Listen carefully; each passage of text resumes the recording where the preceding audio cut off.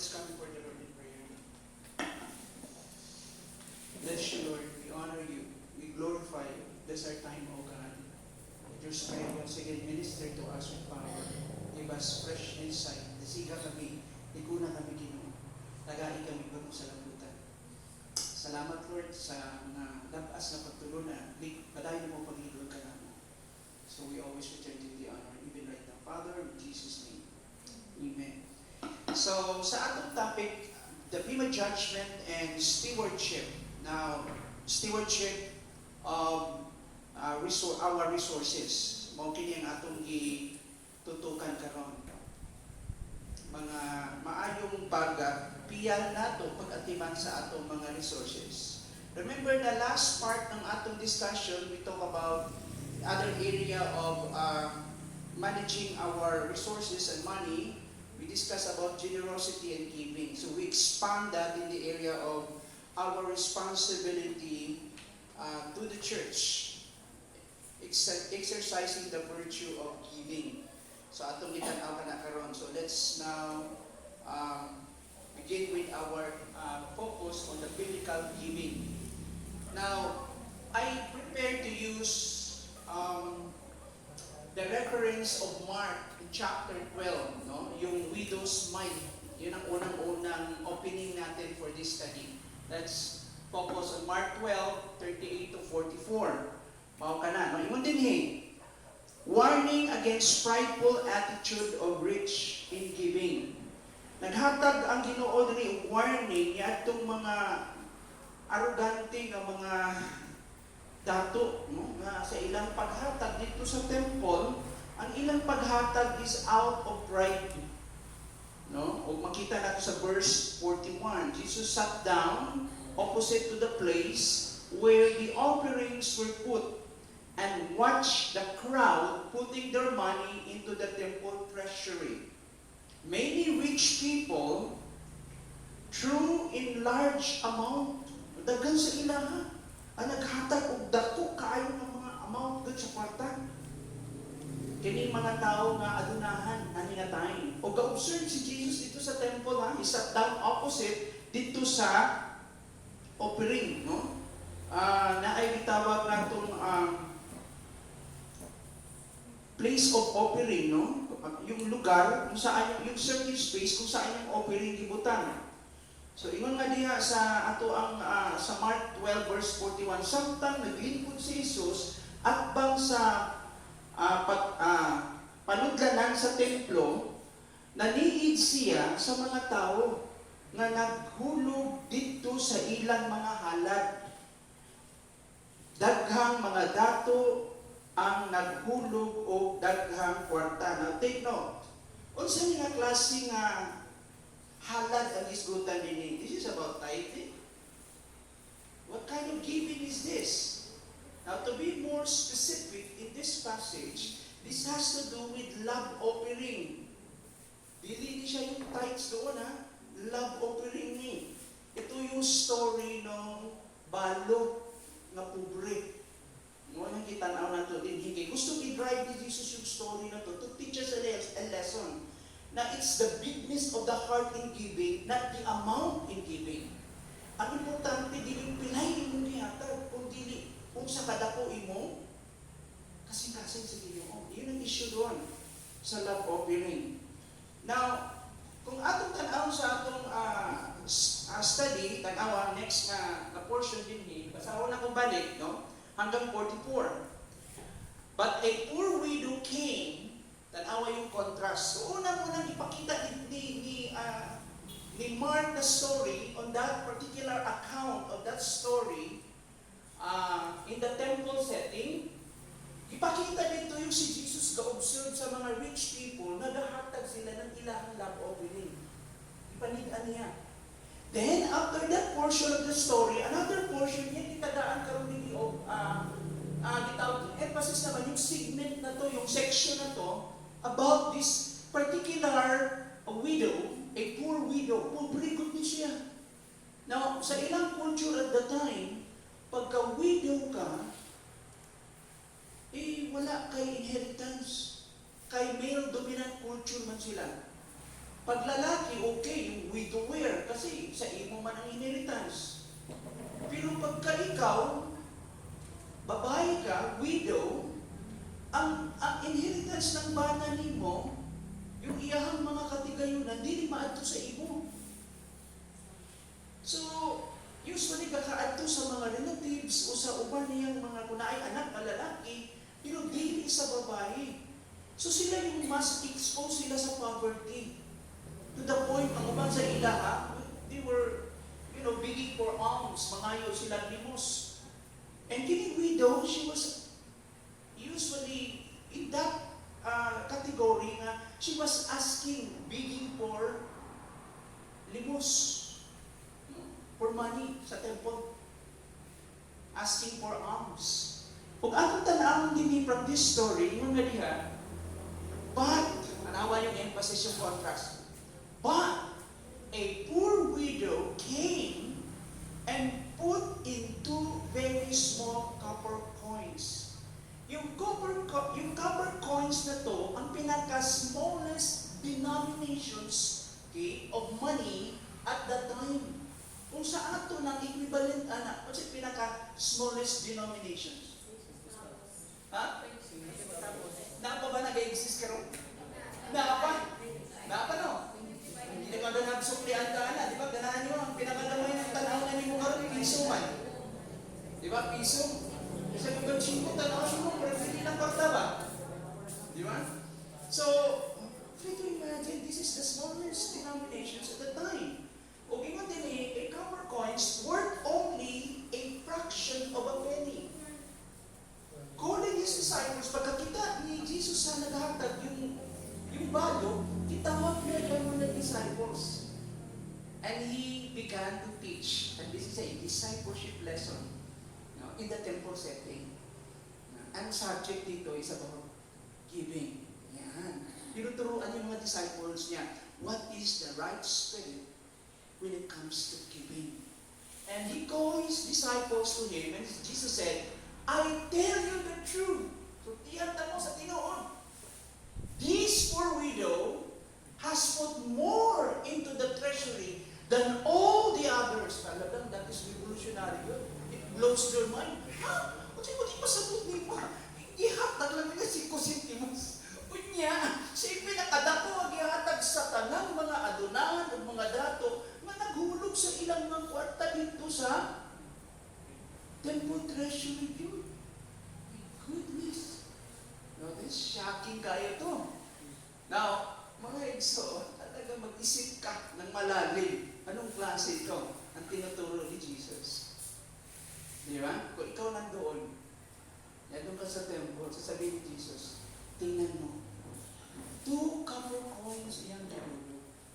Siya ang pinakadako nga gihatag ang umangan sa Diyos sa tanang mga datong adunahan na naghulog sa ilang mga kwarta. Di ba? Si Jesus wala katanaw dito sa amount ka. Take note. O dili mga igsoon, ingon siya, they, referring to the disciple, they all gave, referring to the people, the rich people na naghatag, they all gave out of their wealth. But she, out of her poverty, put in everything all she had to live on. Sila itong mga adunahan, naghatag sila gikan sa ilang kadato. Pero yung babae, naghatag na kani pobre, naghatag gikan sa iyang kapobre yun. Dako kay disparity mo yung difference. She gave out of her poverty, while the rich people out of the what? Wealth and riches. So makita nato din I believe yung ihatag nila, dako sa mata nato, pero extras lang yun. Surplus lang nila yun. Like to imagine, billion-billion yung nakuha niya sa budget. Katawa na yung extra lang nila yung surplus lang yun. Pero sa babae, sa balo, yung buong kinabuhi niya yung yata. She gave her total total self, her entire self to God. Ingon ko nga, yesterday, kanang ihuyat na lang nino ba? Pagkaunan mo nino, gikuot pa rin mo sa inyong tutunan. Okay? I'm just using a hyperbole. Ikuot pa rin mo sa inyong tutunan para lang sa Ginoo. What a kind of sacrifice she did.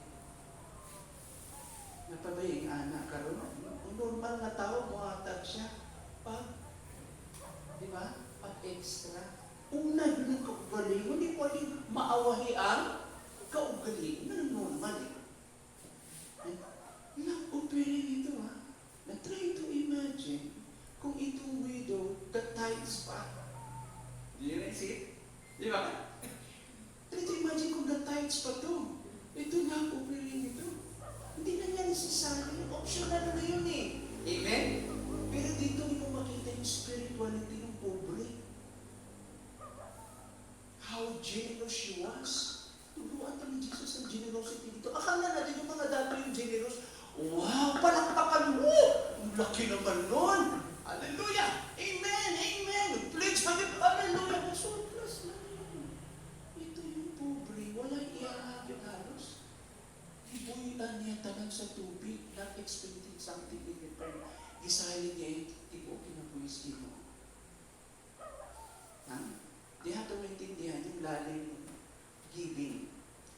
Natanawan gino'n din yung song. Balikan ko sa verse 28. Asa na tayo? 42, no? But a poor widow came and put 2 very small copper coins worth only a fraction of a penny, calling his disciples, to him. Jesus said, I tell you the truth, this poor widow has put more into the treasury than all the others. Next slide.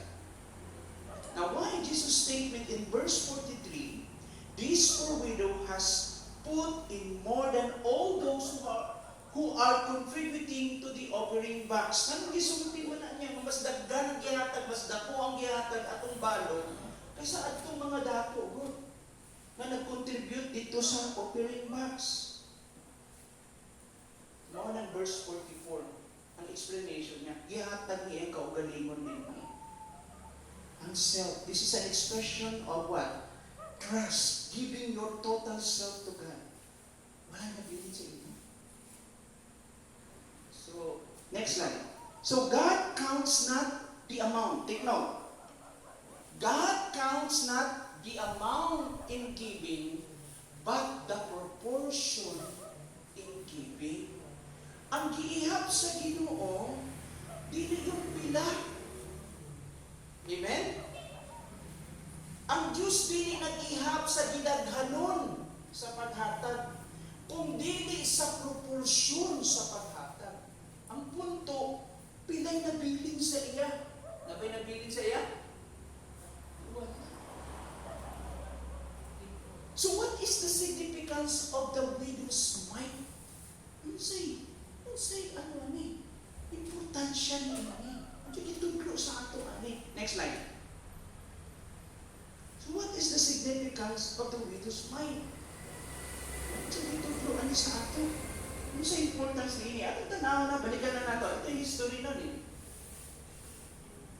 Pag ikaw, at diaspora, kamato ka sa temple once a year, buhi mo mag-sacrifice dito, na mga money changers, yung kwarta ninyo, ilang puli, bayluan. So, kinahanglan maka-avail ka ng shekel o temple tax na coins, maunili yung gamiton for tax. Yung 10% is equivalent to tax. Ayun yun. So, ito yung temple money. Then, na yung mga early shekels din yan, yung temple money. Ito po yung mga early shekels, yung mga development niya. Ito yung kay Pontius Pilate na coins, na yung mga tatak nila na, and ito yung widow's mite. Yan, the lowest denomination during that time. Pinaka-ubos good na kwarta. Napay Carthage na shekel. So, yung mga ilang-ilang coins ng shekel, copper coins na tawag sa English, yung widow's mite. Pinakagamay. ngayon si Jesus ang nakita niya, dako kay pagtuos babae. No? Next slide. Itong point din niya. Faith and maturity can be tested through sacrificial giving. Amen? Ang pagtuo o ang pagkahamtong mahimong masulayan pinaagi sa paghatag na puno sa sakripisyo.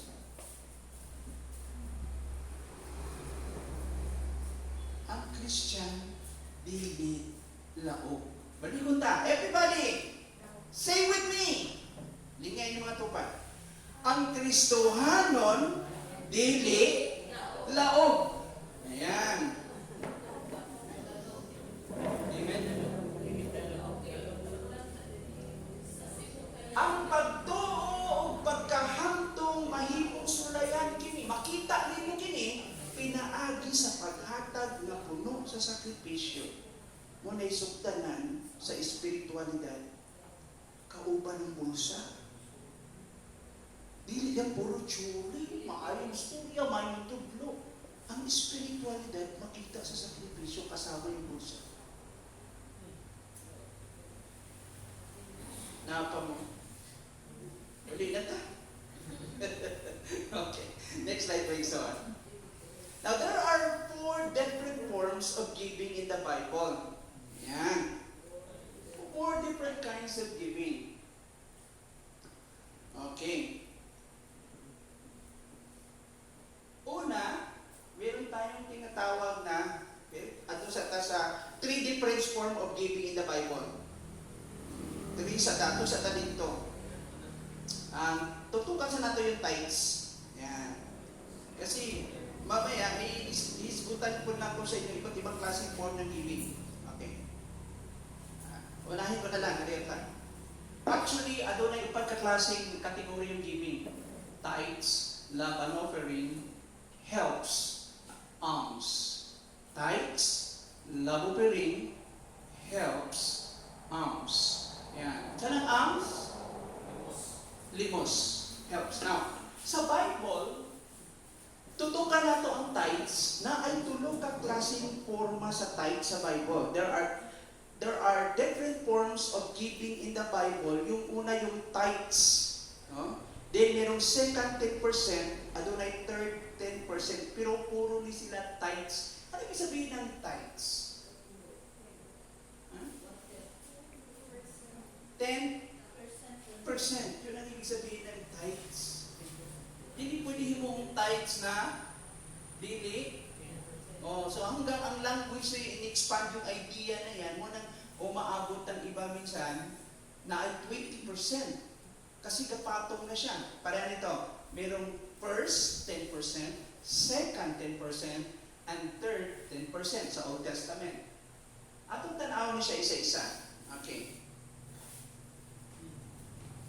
So, din sa atong study, ang unang-una natong tanawang dinhi, yung first tithes.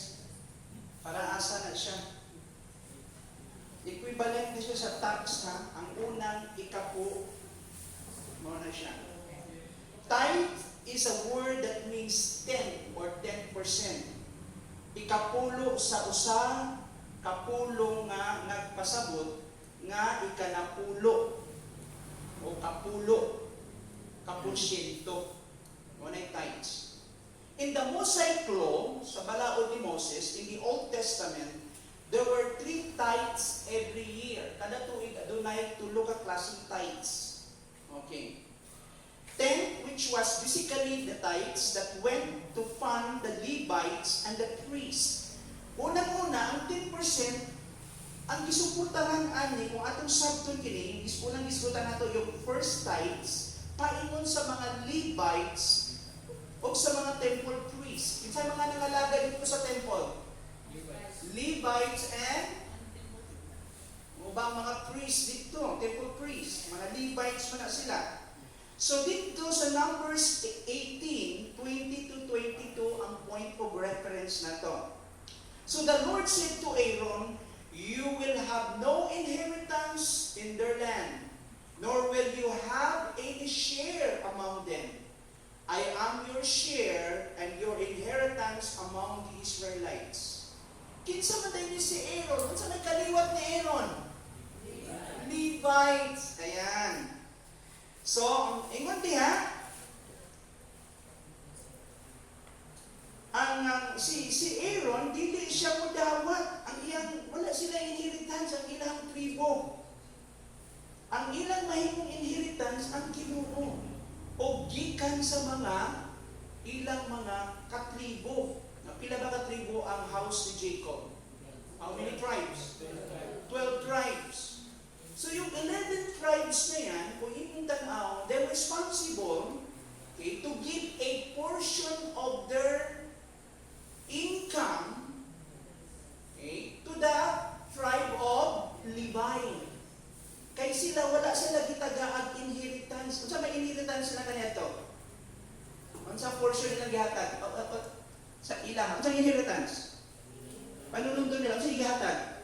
When they entered the land, after the conquest, they divided the land. Remember the book of Joshua? Unya, yung mga portion ng mga yuta, ipanghatag, kinsay walay bahin? Si Levi, so siya uma. So wala siya tangnan para mabuhi. So ang gibuhat nun, kasi ayaw sa Ginoo na mag-work sila. Gusto ng Ginoo na full-time sila nakapokus sa temple. So ang trabaho nila, i-consume nila ang ilang oras o trabaho sa temple. Full-time sila, employee sila ng temple. And so paano mo-operate ang temple? Sa kanilang mga expenses. Kinahanglan ng food in my house, sabi nga ng Ginoo. Dapat may pagkaon sa akong balay. Ang trabaho ng nabili ng mga tribo, maghatag sila ng ilahang? Oo, ng ilahang 10% ng ilang tithes dito. Ang ilang portion ihatag nila sa iyaha. Para na ay pagkaon sila, na ay operating expenses nila sa temple. So yung mga temple employees, mo ni siya concept ani. So dinhi kapulo ka mga kapulo nga gigahin alang sa mga Levita o mga pari. Makita nato diha sa Numbers 18, 20-22. Ang Ginoo miingon kag Aaron, wala kay panulundon sa ilang yuta o wala usab kay bahin uban kanila. Ako ang imong bahin o imong panulundon sa mga Israelita. So sa Numbers 18:21, sabi doon, I give to the Levites, take note, all the tithes in Israel. So yung tax nila nung mga tribo ihatag sa Levites. I give to the Levites all the tithes in Israel as their inheritance in return for the work they do while serving at the tent of meeting. Sa time nila ni Moses, yung tabernacle pa, yung tulda ng tipanan, the tent of meeting, magtapok sila dito. Nagkaroon na ng permanent building yun after ng gitawag natong ni Moses sa time na ng kings. Kings ay nag-build ng first temple? Si Solomon. But the principle still itawag na itong holds true. Continue gihapon siya. So nagsugod ng idea dito pa lang sa time ni Joshua. No? Makita nato diha. Now, padayon ta. Sa Numbers 18:22, sabi dito, from now on, the Israelite must not go near the tent of meeting, or they will bear the consequences of their sin and will die. Ang dili lang pwede mo duol dito, ang dili makaduol dito sa tent of meeting or tabernacle, yung mga Israelites. Kinsa na katribong pwede dito? Mga Levites lang. So na ay description of responsibility. So under the theocratic kingdom, under theocracy, o the government or the system of government directly governed by God, ang Ginoo mismo ang maoy ga-govern, that is the meaning of theocratic, under the theocratic kingdom, the officers of the government were priests and Levites. Kasi theocratic kingdom sila eh. Yung gobyerno nila, yung ilahang balaod sa ilahang korte, o ang Ten Commandments, o ang ilang balaod nila sa ilang pangrelihiyon, connected tanan. Tulo ka matang ilang balaod, tulo ka kategory. First, the highest law. Ano yung? The Ten Commandments. The Decalogue. The Ten Commandments. Sunod. Yung panggobyerno nila sa ilang politika, kay nasunod sila, the judicial law. Una. Ikatulo, naamot sila temple. Yung kanilang, noon man sila as the community what? As the spiritual community man. The people of God. Naa sila itawag na itong religious laws. Ito yung Levitical laws. So, meron kang Ten Commandments as the standard, meron kang judicial law for your government, o meron kang religious laws.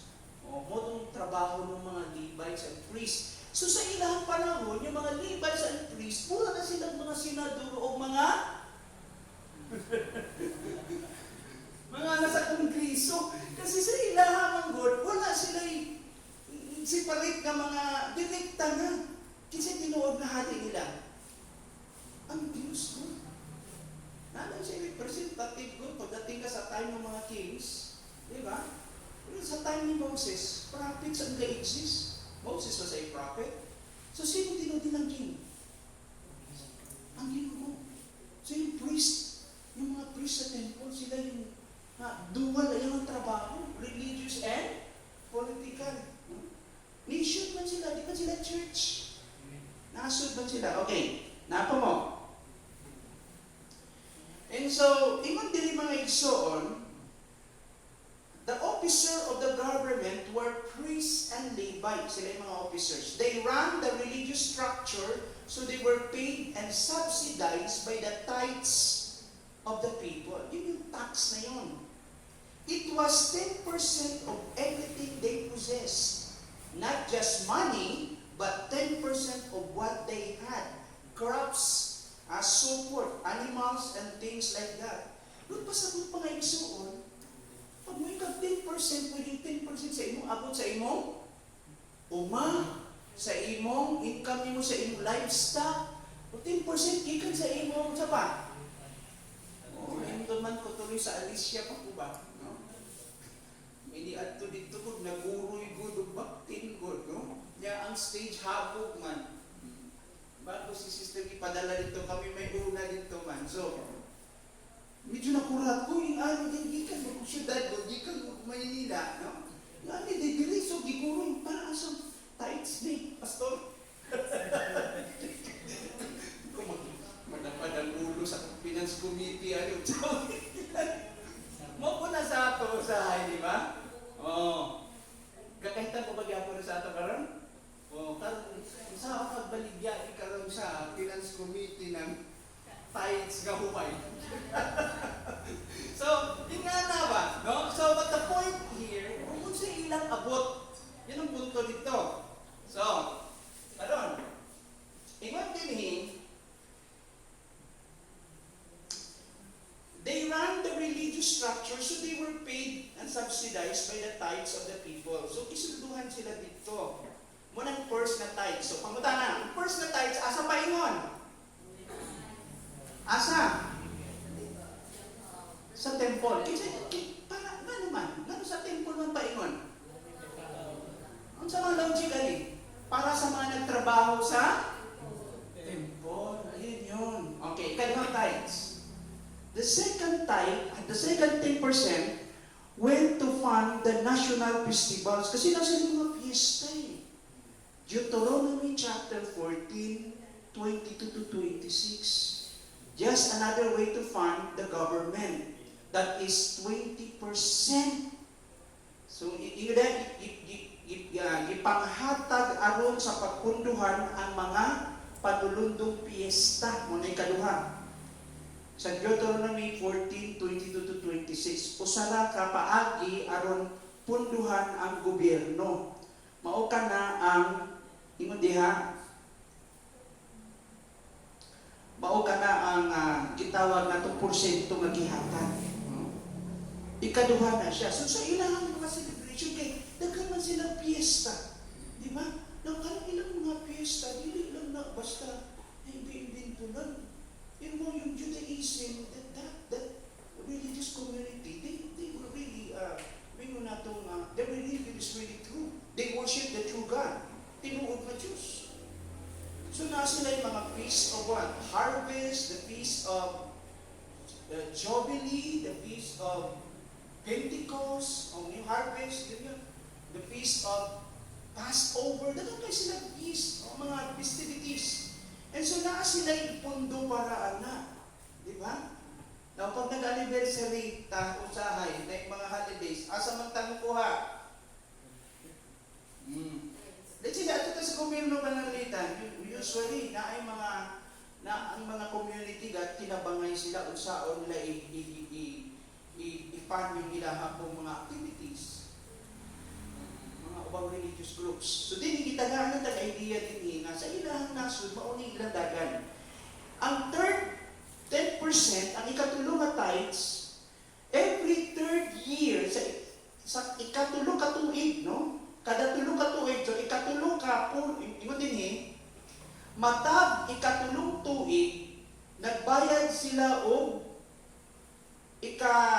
ikatulong na pulo. Ito yung ika-third na 10% in every 3 years. Okay? So naa siya gitawag natong every third year they paid a third 10% which was a poor tax. Asa ni na tax para sa mga pobre. Try to imagine that. Kauban sa programa sa Ginoo sa ikatulong katuig, kada ikatulong katuig, ang ikatulong butong sa 10%, another 10% para na niya sa mga kabus. So may provision para sa mga pobre. No? Naakala siya sa Deuteronomy 14:28 to 29. Matag ikatulong tuig, nagbayad sila o ikatulong kanapulong kaporsyento na mao ang buwis sa mga pobre. Okay. Mao ka na ikatulong. Okay. So, busa, nahimong 23 o usa ka pulo ka porsyento matag tuig. So, ibig sabihin, kung imo i-break down nini, na ay mga around 23%. Okay? At 3% a year. Tungod sa mga additional, no? Makita na to. So, ang point din kinsa gibuhi sa tithes din ha? Ang obligation mismo ng tibuok? Nasod. Kaya mga government officers nila, mga priests, o mga unsaman. Mga Levites. So, kung atong tanaw ng Deuteronomy 14:28 to 29, ingon diya, at the end of every 3 years, ingon diya sa Deuteronomy 14:28 to 29, at the end of the every 3 years, sa tumoy anak, kung sa'y gisulti din bring all the tithes of that year's produce and store it in your towns. Inyong dadon dito sa inyong lungsod. Dito ninyo tipuno na. Pag-abot sa ikatulong katuig, at the end, pagkahuman sa ikatulong katuig, ang tanan ninyong tithes, dadon ninyo sa lungsod, sa inyong mga lungsod. So that, take note, the Levites who have no allotment or inheritance for their own, and the aliens, mga stranghero, mga aliens, o mga words sa aliens, mga foreigners, mga dayo, no? And the fatherless, mga orphans, mga ilo, and the widows, those, mga balo, who live in your towns may have come and eat and be satisfied, so that the Lord your God may bless you in all the work of your hands. Grabe, no? So sa ikatulong katuig, maasili tigumon mo, dahil nila sa mga lungsod nila, para, kinsay makinabang dito, ang mga Levites, kita pa, ang mga estranghero, yung mga dayo, na dili taga-diha, ang mga ilo, ang fatherless, o ang mga widow. Muna yung mga tao ng mga in short, needy, nanginahanglan. Apil sa tabang ko na. Abay, kapariho nga import yung government na to. Naula. Na ano? Kasi tawag ng mga term nila. Pagtabang sa mga. Ito yung concept ng mga ano eh, ha? Oh, for peace. Ano pa? Kasi yung mga needy yun eh. Siya pa.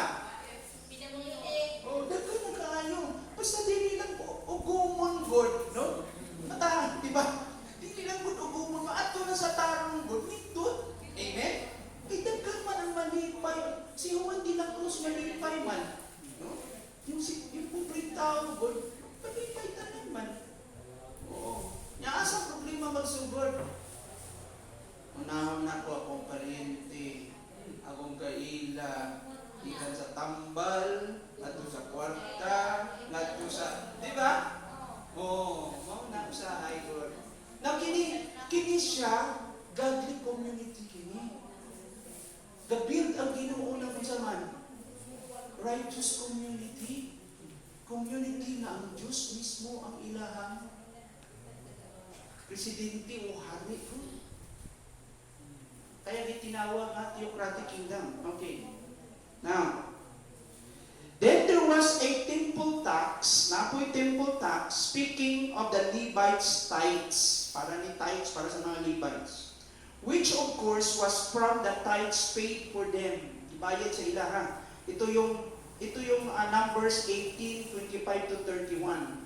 Then they couldn't harvest the corners of the field, and the poor could come in and pick up the corners of the field.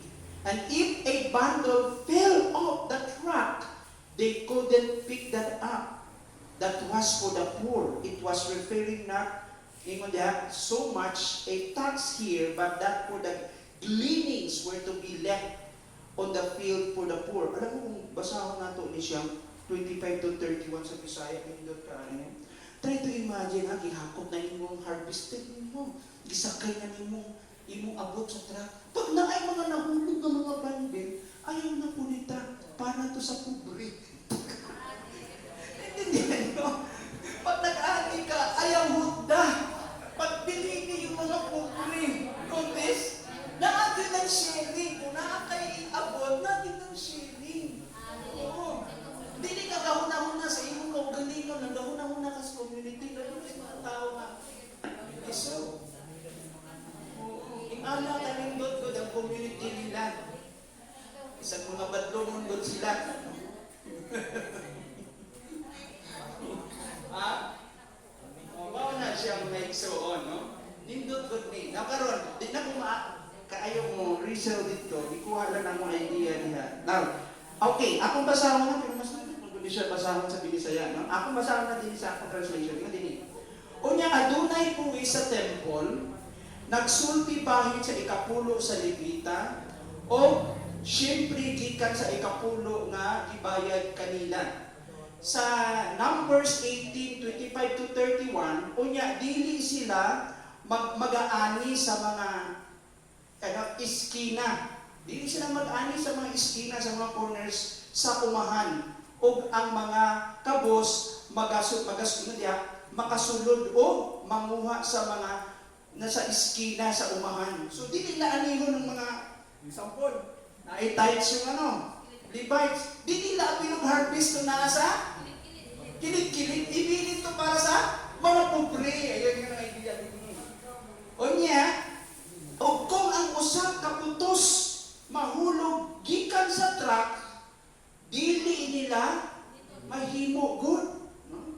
Kuhaon ka na, kuha ka na. Kana alang sa mga kabos.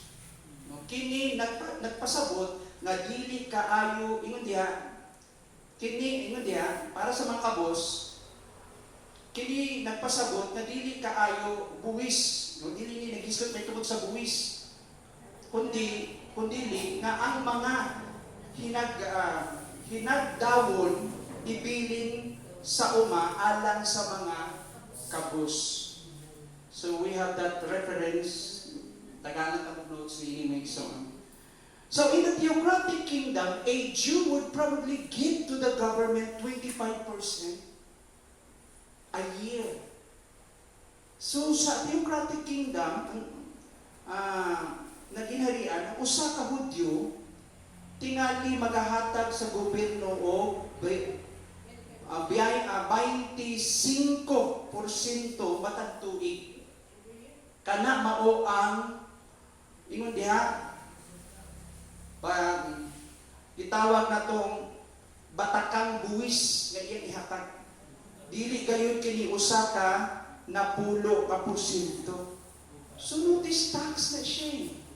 Now, ang shekel naman ng temple tax nagisgutan sa Mark 12:17. Then Jesus said to them, give to Caesar what is Caesar, and to God what is God. And they were amazed at him. Kaya nga naman, nanay question sa ila na sobra naman ni gahatag pa tao buwis sa atong gobyerno. Kaya kita may hari lahat kanya ato.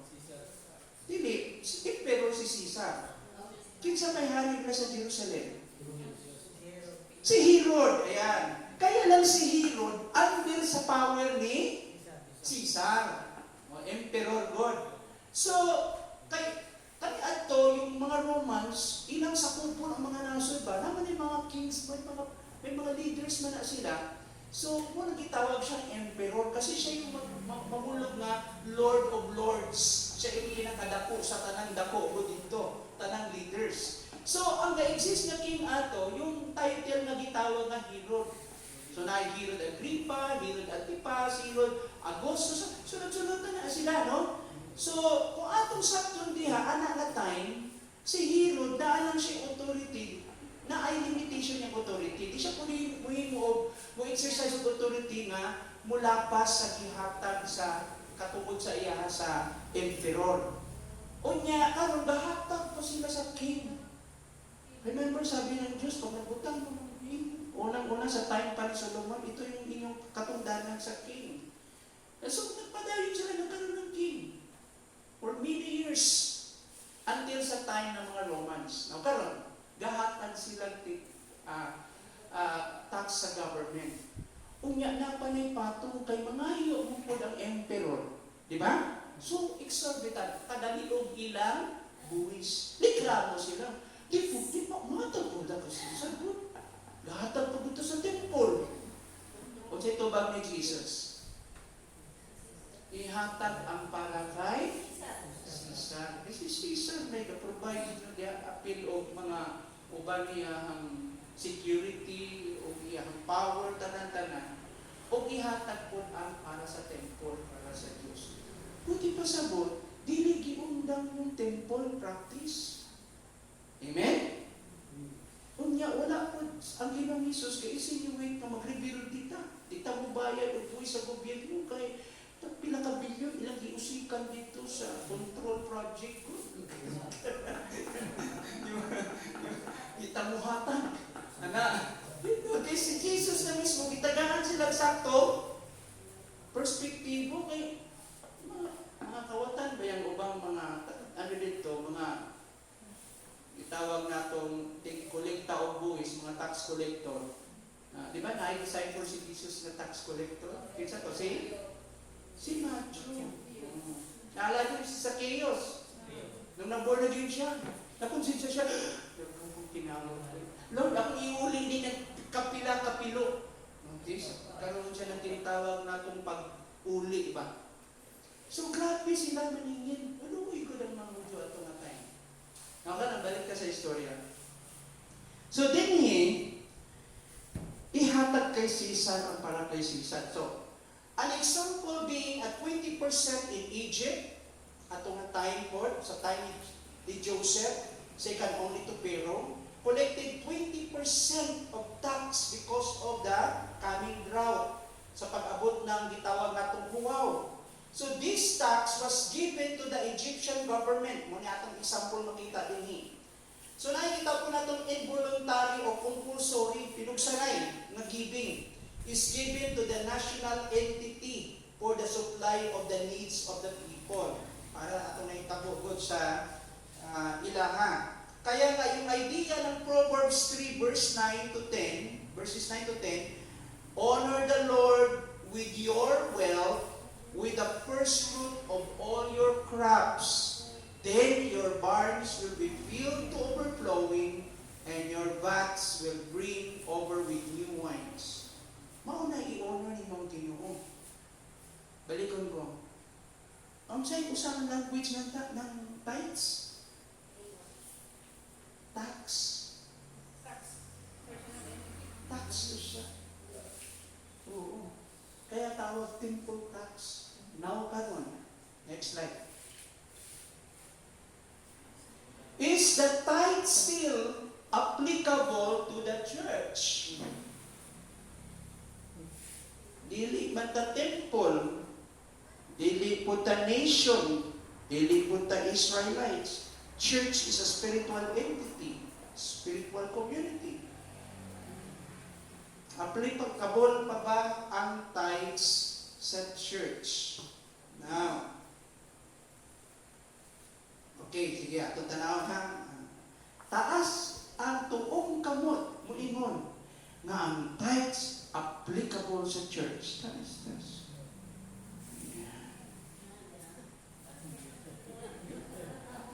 Okay. Taas po ang kamot sa uban nga wala nit pataas. Dili applicable sa church ang tithes. Asa man di ay po? Nanong wa man. Okay. Now, ang ikapulo magamit pa sa simbahan. Ito ang tubag. Ang mga ikapulo dili na kinahanglan sa simbahan sa teknikal nga paagi. Tungod kay ang buwis sa templo o ang itawag natong theocratic na pagmando sa gobyerno, limitado lamang sa Israel. O wala nakita ilawom sa balaod ni Moses kung dili apan sa grasya. Bisan pa, itong pinakapunto niya, ang regular o tinuyo mapaghatag direkta nga gitudlo sa simbahan. Sa English pa, tithes is no longer binding or applicable o binding to the church technically, strictly, officially, since the temple tax and theocratic government order are limited only to Israel. And we're no longer under the law but of grace. However, regular and intentional giving is directly instructed to the church. Wa pa ko nahuman diha. Yung language ng tithes is so that there will be food in my house is a universal principle. Okay. Mansay punto din atong tanawon. Na ay mga rason kini para makita na to. Balikon ko ha. Regular, intentional, grace-giving is directly instructed to the church. We have similar references makita nato diha. And remember, we are under grace, but grace is not cheap. Grace is not limited to 10%. Naintindihan niyo? Sana mas malaki ang grasya o ang balaod. Because the basis here now is according to the willing heart, as you decided, a willing heart, and God will bless the cheerful giver. Now karon, dili man na o ang grasya sa 10%. Naintindihan niyo? Ha?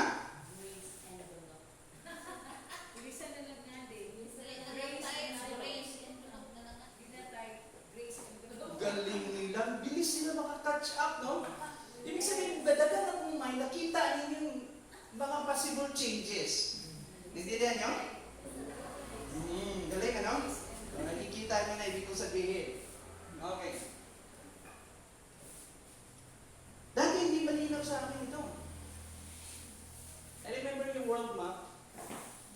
Yung president ng world map si I think yung minister na yun, Dr. Rock Mahoney. I sat down with him, discussed with him, asking regarding this matter. Pangutangan na ito siya. I think si Rock Mahoney came from an Assemblies of God. He was a respected minister of God. O dagan sila gihimong mga conferences din sa Pilipinas. Around the world sa ilang time, siguro mga early 80s na time.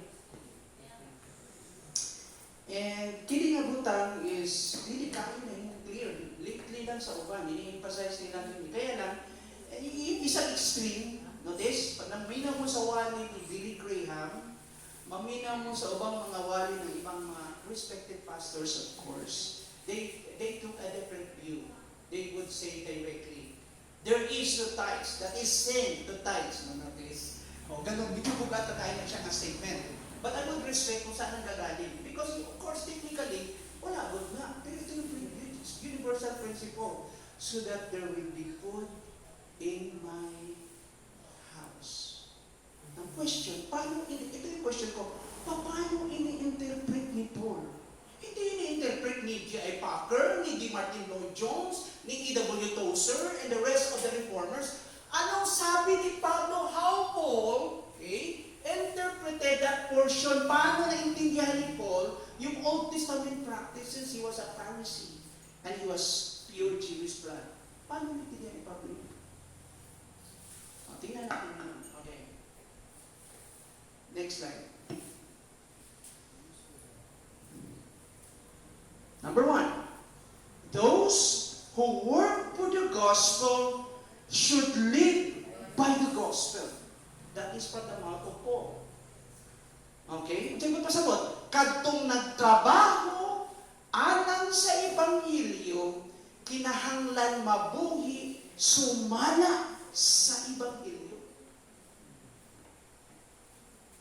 Anong language ginamit ni Paul? Tanawang 1 Corinthians. Next slide.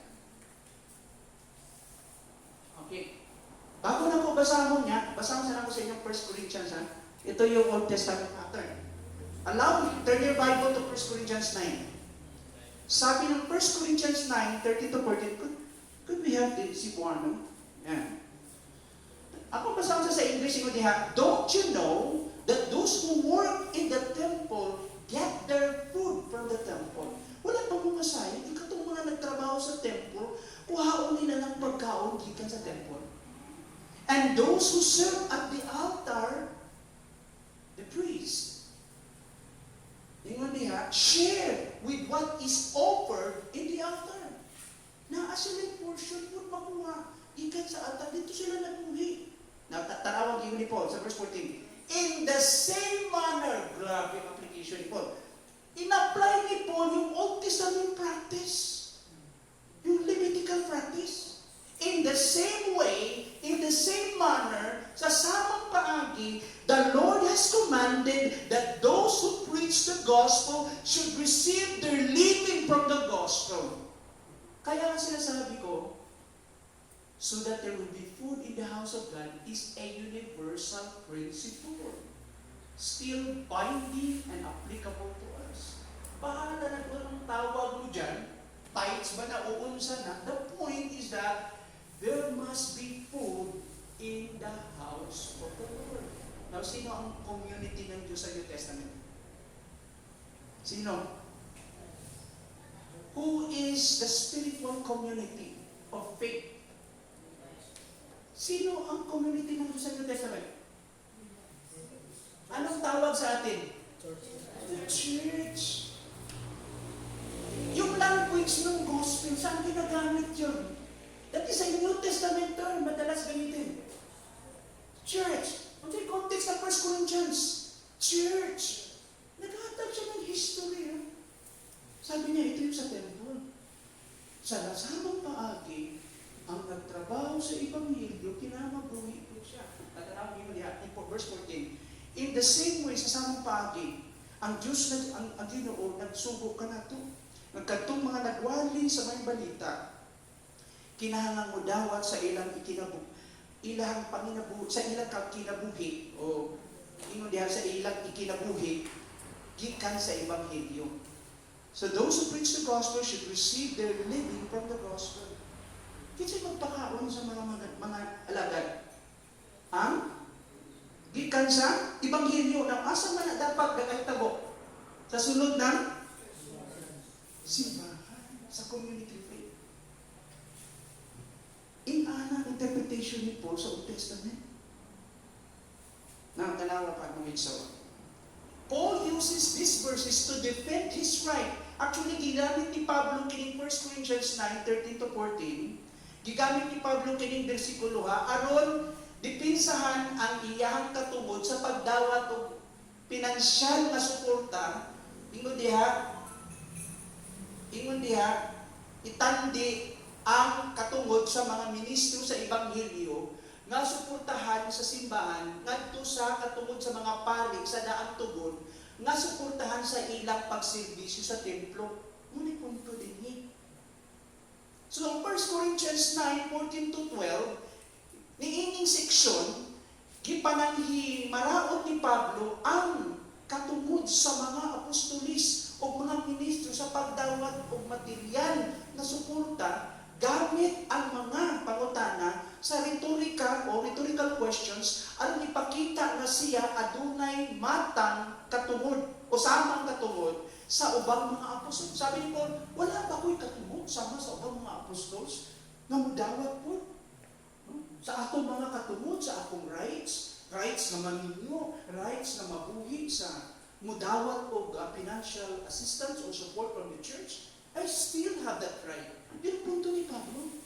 And yet, usahay, I waive that right so that I will not be a stumbling block to others. Pero it doesn't mean, kung minitro, kung madilig tinuod na siya, mawalay katungdanan, walay responsibilidad ang church sa iyahang mga sulugoon. Walay punto niya din. Now, so the idea of tithes is to support the Levites who work full-time at the time and they don't have inheritance and regular monetary income. So the inheritance or share to keep and work for under theocratic kingdom. So yun ang idea ng tithes. Next slide. In the New Testament period, under Roman rule, although Israel was under foreign power, under the Romans, okay, the temple tax or tithes still binding for them. Applicable pa rin. Sabi ni Jesus, ihatag kay Caesar para kay Caesar, pero ihatag po sa temple. Para sa Ginoo, para sa Ginoo. Next slide. So since we have the government policy, okay, ito na, application na sa atong time. Since we have the government policy of separation between church and state, dili maghilabot ang government pag-abot sa gitawag natong financial gitawag natong obligation. Separate pa ng state ang government o ang church. So, paano mo survive ang church?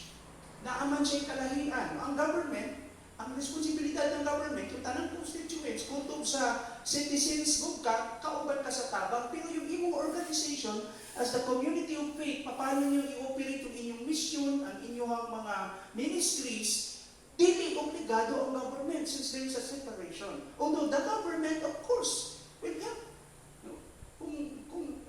In some extent, pero dili obligado ang government. So, paano mo survive ang ministry at ang mission?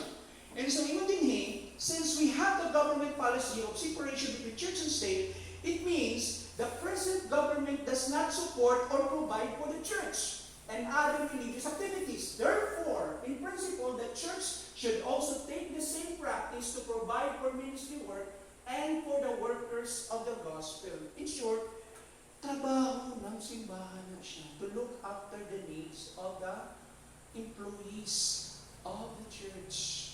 Let's say, for example, aside from pastors, missionaries, and full-time workers, napay mga employees panangitan dito o ng church. Muhayar ka sekretary, kasunduan mo. Muhayar ka o mga ubang mga personnel good to do some professional job na mga gitawag na itong importante ng mga trabaho. Kinsay magsuldo gobyerno? Kinsay magsuldo? Sa church. So kailangan na siya operating na siya itawag income. Nakaroon. Sa unsang paagi ang church, kasunod iyang income. Ito na sa atong reality. Sa unsa? True? Grace and default. Offering. Paano? Ano ang receive ng church na mahimo niyang income na in-convert niya into ministry and mission to support employees and workers? Unsa man? Unsa yung ginahulog diha sa box? Unsa man? Tithes and offerings. Nganong natawag man ang tithes? Kanagahan ng uban nga tithes because of the Old Testament practice. Okay. Ang tithes sa Old Testament is really compulsory, mandatory yun siya. Okay? And ang Ginoo mo at the time, under Mosaic law, na siya gitawag na itong blessing and cursing. Okay? So under the new covenant, kung atong tanawang din sa New Testament sa church, okay? Ayaw sa Ginoo makutob lang ta dito sa level na yon. Gusto sa Ginoo na somebody would exercise that coming from the heart. Dili out lang for what? Compulsory. Kaya nga ang term na gigamit, regular, intentional grace giving. Ayun yun. Okay? So, manguta na din ko ba sa ato? Aside ako. Ang tithes o ang grace giving. So, ako lang i-explain kanina sa ato. Amen? Now, ito lang ang reality. Sa point na to din sa atong pagtuon mga igsoon, gitudluan tas Ginoo, nga bisan tuod sa law sa Old Testament, hindi nawala yung grace. Nawala ba ang grace sa Old Testament? Nawala ba? O nagkasunod sila sa batas, pero they obey that out of what? Diba? Although na ay compulsory na siya, that is a duty, pero they give it to the Lord out of the reverential fear, respect to God. Oo. Nabagot ba sila sa Old Testament? Wala. Kaya remember this, ang rules, ang principles na Ginoo is obedience, not offering. Naalala nyo? Naalala nyo Old Testament, sabi ng Ginoo, I desire obedience rather than sacrifice. I am not happy with your offerings. Kaya naman, sige sila offer dito. Naalala yung mga sundalo ni Saul, yung plunder na yun, yung mga giransak nila, ipangkuha ng mga kabtangan dito, apil ng mga mananap doon, mga gold, o nag-i-offer nila. Anong sabi ni Samuel? God desired obedience rather than sacrifice. Nabuot mo. Ang gusto sa Ginoo, obedience. So hindi siya concerned dito sa sacrifice lang. There must be a standard to follow. So ganon. So, maukin na itong makita next slide. Ministry support, biblical mandate. Especially with separation of church and state applies. From earliest days of the New Testament, the church took seriously the responsibility of caring for its ministers and missionaries. Asa na ito makita na? Sa 3 John. Tingnan diha. Yan, 3 John, chapter 1, 5 to 8. Unsay gisulti? Dear friends, you are others, even though they are strangers to you. Notice mo ni sulti ni John sa mga igsuon. Ingon siya diha. They have told the church about your love. You will do well to send them on their way in a manner worthy of God. It was for the sake of the name that they went out, receiving no help from the pagans. Kinsa gitabangan ani? Nung mga kaigsuonan gud nag-address ni John, yung mga missionaries and ministers na nagwali sila, wa sila mudawat o hinabanggikan sa mga pagano. Niya ilang gi-cater. Okay? Atong basahan na. Okay. Akong basahan din. 1 John chapter 1. Okay.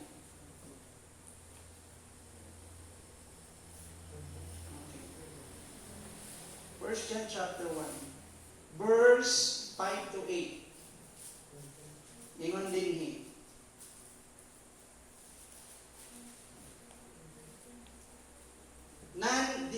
Kini man ang mensahe.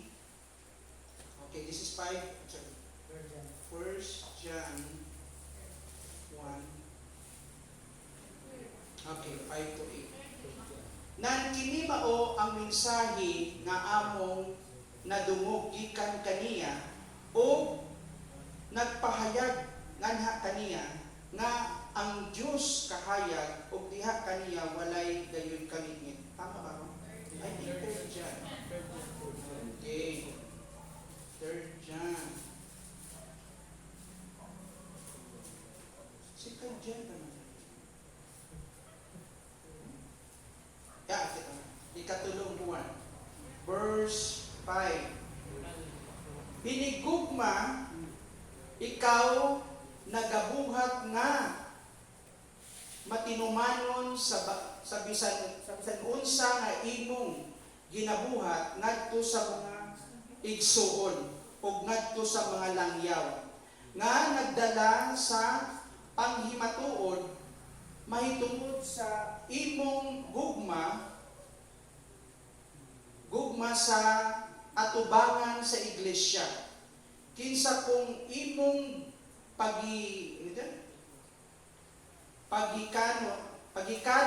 imong pagikanon sa ilang panaw subay sa Dios nun nga paagi, ikaw makabuhat sa maayo.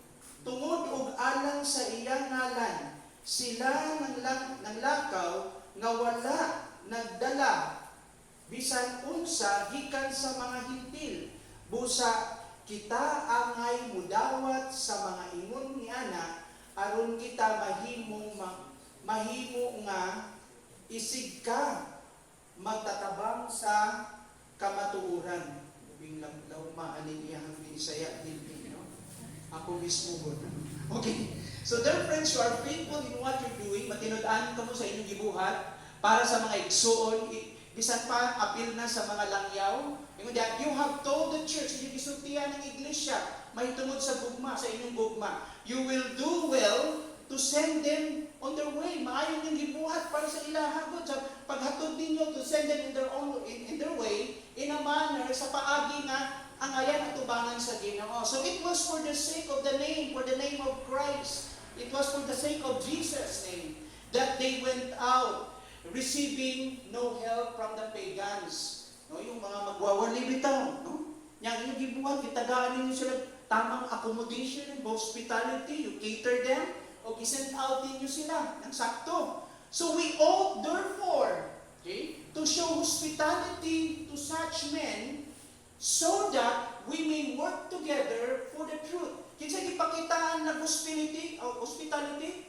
Kini mga tawhana? Kinsa ni mga tao gipakitaan na hospitality? Katong mga nagmisyon, nagsangyaw. Nagkasya nagtabang sa mga nagsangyaw. Mga kaigsuunan po sa simbahan. Naintindihan nyo? Kinsay angay mo tabang sa mga nagsangyaw? Unbelievers? You know, sa Solopiti, we stand with this conviction na we do not ask anything, any assistance or help in doing mission and ministry coming from unbelief. Because that is what? A stumbling block to our testimony. Moingon ka nga, buhi ang Diyos! Yung moingon itong ipangayuan mo, streamer, buhi ang Diyos. Pangpalit lang o tarpuli, ipangayo pa ninyo sa amo. Diba? Kasi kasulti ng mga unbelievers. Diba? So, kinsa dapat mo support? Mauna, in practice, hindi ako okay atong musakay sa bus, magwali, mangayo. Di man tanang believer na nasakay sa bus. Hindi. Kanya, magsakay ka motor, dala ka trompa, at tas kilig, dala ka speaker, magwali ka. Kanya, mangayo ka. Hindi man tanang nanilang mo dito believers. Dapat ang sakto ana, yung sinding church nimo, nagipadala ka, siya maghatag ni mo pliti o support, anything yung kinanglan, for mission, dili ang unbelievers. Amen. Naapa mo. Ay, isa ka babae, one time, doon siya na ako, nagdala siya nga, para sa Ginoo siya. Ang ko, ako, gustuhan ko dahil, pero, dili ko unin, ano yung paagyo na kadili sa, kalang ito, sa atong bagsakan naman. Siya tawagan, masabado. Anong barte-barte ba? Ha? Tabo. Dito pa siya sa tabo. Yan ay gawa niya dito. Kalit buo sa ako. Ako, medyo na-embarrass ko gamay kasi gustuhan ng pareho niya. Kita naman, deliver siya, gano'n yung gibuhat. Pero kato siya, gusto ko naman ro. Wala ko ito'y kahayag, yan ay bawaan, bago niya okay na to. So ako siya gisultihan, bro. Dili ba na? Alam mo, sakto, bro. Ang simbahan ng magpadala niya, umuwi mo. Dili kay paano yun? Hindi ba nang hinahanglan ang Ginoo sa ato? Amen? Oo. Mano na, dili sa Pilipinas, dati lang mga tao, lahibiyang Pinoy, no? Kung kadawalin yung isgutan ni Mutites, wala na yung manimba. Di ba yung mabalik? Oo, ikapuyo na sila. Nababati na ba na nila nga, kadako, biyang paminahanglan ni pastora, no? Kadawalin niya, times man. Niya, kabalik-balikon pa, hindi ko maon ninyo yung pastor at ibanong ninyo. Di ba? So, siyempre, hindi naman ang ibang isulti angay sa tao. Kung ang tao tubos Ginoo, bisan di ka magsaba, kaya ang Ginoo mo'y galihok. Amen? Mana siya. Nagitagluan pa nato sila sa atong spiritualidad. Magani na nga notice. Nakita niyo practice natin. Nandiyan na sa daplin yung box. Makatulong pa mo sa ako. Very open. Every Sunday. Mag-isgot na. Kasi balimtan pa nga natin yung portion mo mag-pray. You're supposed to pray. Diba? Tungod lang tayo usahay doon. Ayaw nato nga mabahiran ba, mabasahan sa mga tao. I hope na malinaw sa ato na siya. We need to have what? Mayroon na itong integrity when it comes to money. Kaya nga sa church rin. Hindi siya dapat magkukot sa finances sa church. Pastor? Asawa sa pastor? Pinsan ng pastor? Kinsay dapat mong hawak sa finance? Ha? Treasure. May finance committee. Kaya nga sa isang organization, may board member, may mga finance committee, may secretary, designated na mga responsibilities. Yung pastor, focus lang siya. At ito, imagine ko yung mga apostles mo yung nag-feed. Di ba? Naalala niyo yung problema nila sa Acts chapter 6? Unya, sa panghatag na sa hinabang, yung mga widow ng Jerusalem, yung mga Jewish widow, nakakaon, pero yung mga Grecian widow, wala kakaon. Kaya kanya lagi, wala akong naging mo usahin yung paryente, kadugo. So naghatag sila, kanunay, awahi ang Grecian widow, so nagkikramo na. Naabot sa mga apostles, kita na sa mga apostles, yung problema na ito, kulang tag personnel. Sige, mag-create ng deacons. And guess what? Pila ka deacons ang napili? 7 deacons. Ang deacons mo pinagpakaon.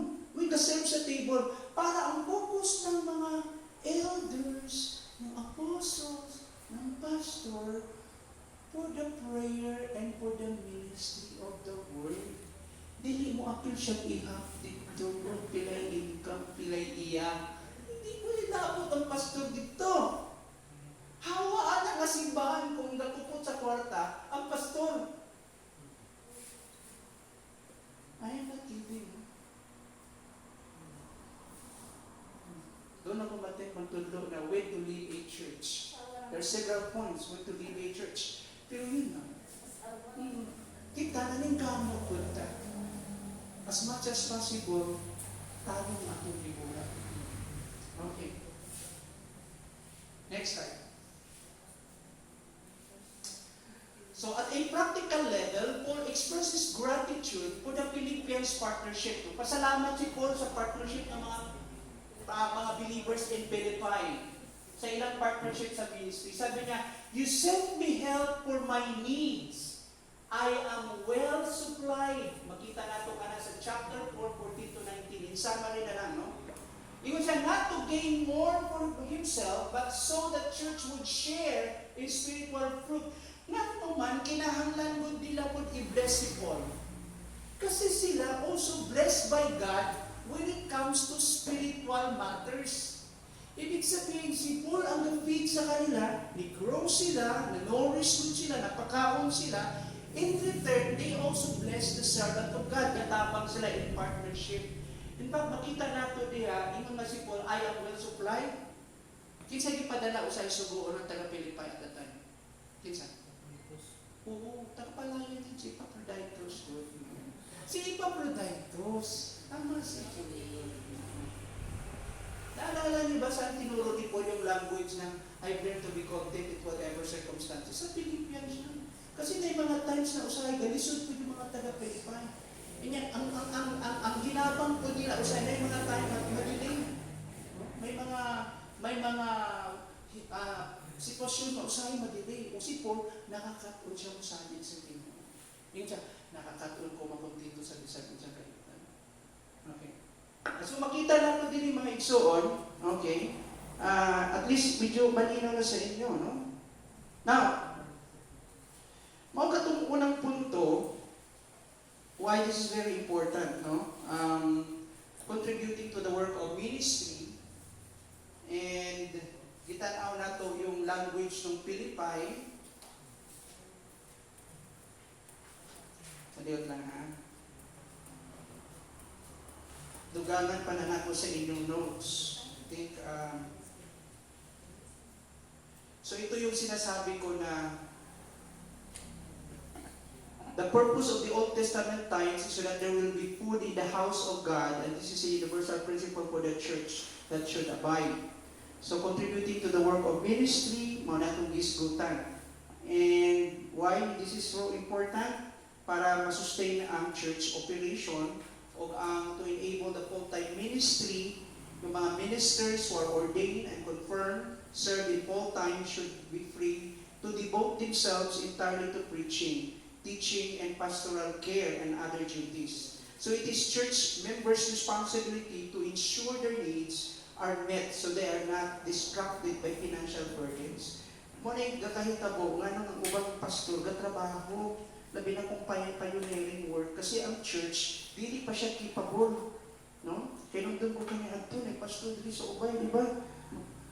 Pagkahuman na magwali, mag-drive siya tricycle niya, mamaligya pa yun sa pandesal. Ganon, no? Yung church siya naliha sa sentro, kanya ato. So, yan na yan, paragi kanya ato. Kanya ato, di ko kayo kasabot, ano ka, kami full-time man niya, kaya pa ka niya mag-prepare. Tapos siya bibisita, isurot ko sa iyang office, sa iyang library, ako siya na amigo ka diyon, kanya ako natanaw ko, nakasabot ko sa agi-agian. So, importante niya siya, especially when you start a ministry, wala kay sitting church, wala kay supporter, independent ka. So, kinahanglan ka tent making para ni Pablo. Para dili ka mahimong kapandulan sa uban o mahimong burden, ay there's integrity in work. So, work ka, no?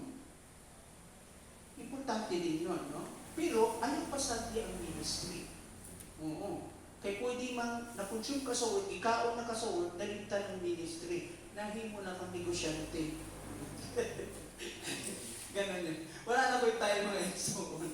So, daghan na po din entertain na nga topic, but I hope ma-cover na ito pinitanan. Kulang atong time to discuss more about this. But I hope at least naamo na pulot sa mga point na ito. Taas-taas pa rin nga topic. No? There is more to discuss in this topic. Taas pa kayo siya. Kaya mo, wag pa ko niya sa free will giving man. No? Napawag ko sa, sa tithes. So, ito, so wala pa ko niya sa free will giving. O form of giving, wag pa ko niya dito. Okay, sige. We'll stop na ko din eh. Any questions? May mga pamuntan? Don't worry, I will give your topics. Yes?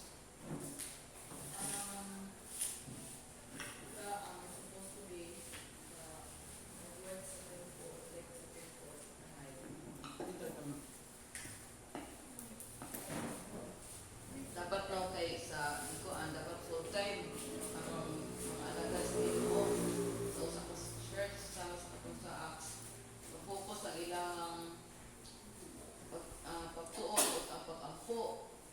Pero in our case nang gitrabaho man ang ato ang mga nagdala sa kuan dida ani so Volunteer sila. volunteers para man. They're not full-time. So, kung basihan na to ba nga, ang nagtrabaho sa gospel, nag-preach sa gospel, in what way, ang ato ang mga pastor, ang mga nagbarog sa tuwang pulpit diri, mahatagan sa maong pagtagad gihapon. Bisan dili full time, pero sila man ang nangalagad diha sa pulpit. Natay doon ka klase, especially sa leadership, no? Ako na isgutan ko ron. Sa leadership natay itawag na itong teaching elders, kasi tayong mga elders na manage lang ba, ruling elders. So yung mga go-work sa teaching especially, mas full-time sila, they deserve double honor. Tagaan sila dapat dugang mapagtagal. I-compensate sila dapat. Mas, especially katong mga teaching elders. Ang akong bisikutan din katong full-time. Ang kategory niya, the work which is at church, full-time. Ihatag niya yung time dito. So, kadaghan, wala man tayo full-time na si Sister Freeman in our case. Sa amo, dito sa Medina, ako rin full-time. So, kadaghanan sa amo, mga lay people, kapareha na ito, or also, kanang volunteer, tabang sa ministry. Yung volunteer, the work, matatanan. Hindi kita employee nga category. Or, alam mo sa church man doon, kung employee nga category kayo, naadyo ay arrangement, ana.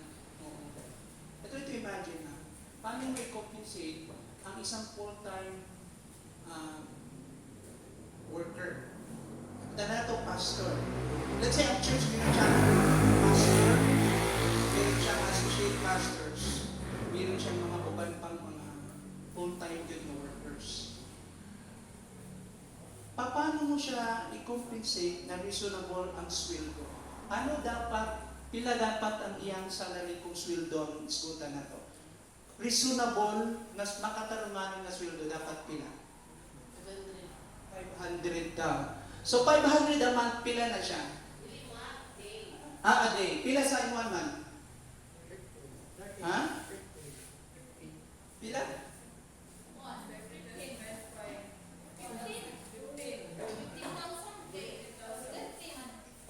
Unsa ba na sweldo sa Pilipinas ang reasonable na sweldo?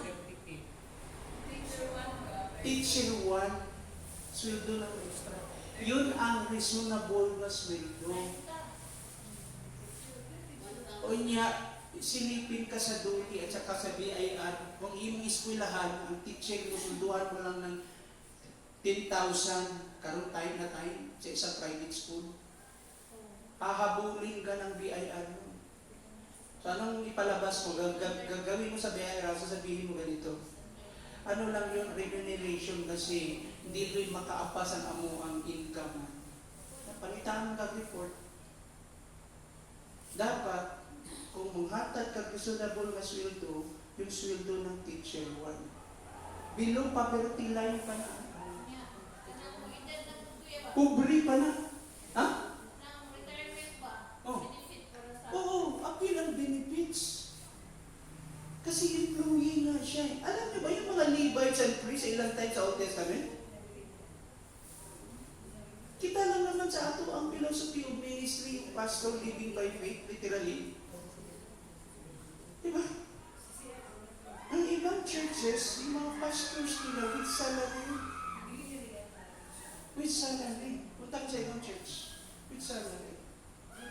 Kaya nga, kung makuha ka full-time pastors, gawin mong employee dito, niya tanaw na itong standard qualified siya, i-compensate ko na ito siya ng tao. Madali lang kumuha ng pastor, kukuha ko ng product ng Bible School. Pero i-compensate na ito na tayo. Kasi mag-work na siya full-time.